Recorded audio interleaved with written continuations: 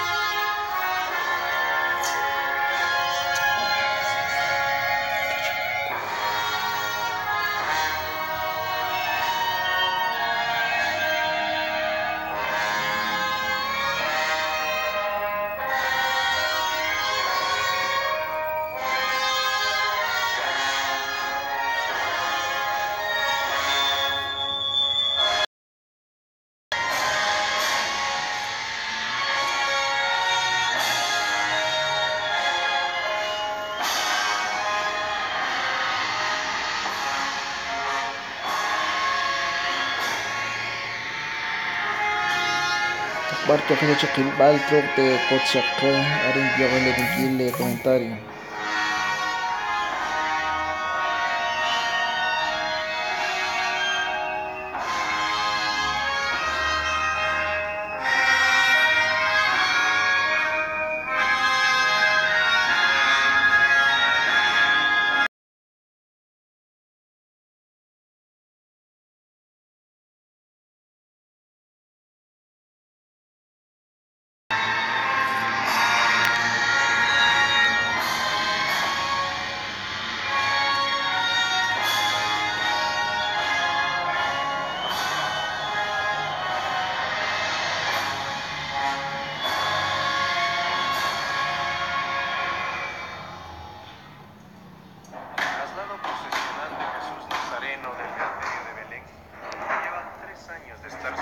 En forma consecutiva y según indicaba Monseñor Marco Aurelio González Iriarte, una víspera para el periodo penitencial que da inicio con el miércoles de cenizas y que nos lleva a las puertas de la Santa Cuaresma del año 2019.